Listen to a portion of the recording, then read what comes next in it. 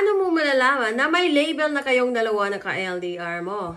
First, exclusivity. Pareho kayong dalawa na hindi na nakikipag-date or may romantic involvement sa ibang tao at nagsasabi na tanging isa lang kayo para sa isa't isa. Malamang sa malamang ay may label na ang inyong relasyon. Ang exclusivity ay isang tanda ang relasyon ay may commitment. Next, regular na communication sa pagpapakita ng pagmamahal. Hindi lamang kayo nag-uusap dahil kailangan, kundi may regular at may personal na communication. Kung saan ipinapakita ang pagmamahal at malasakit sa isa't isa, ito ay isang tanda na may emotional commitment sa isa't isa. Next, plans for the future. Kung pareho kayong nagpaplano sa future nyo na magkasama, tulad ng pagsasama sa iisang place, pagbisita sa isa't isa, o ibang plano sa long-term relationship. Ang ibig sabihin nito ay may malinaw na commitment at label ang inyong relasyon. Next, kakaroon ng mutual understanding. Pag pareho kayong may pananaw sa inyong relasyon, tulad ng mga halaga at layunin, at hindi na kailangan magtanong na kung ano kami, dahil ang inyong pagkakaintindihan ay pareho na din. Ito ay isang indication na may label na kayong dalawa. Next, mga formal na pag-uusap tungkol sa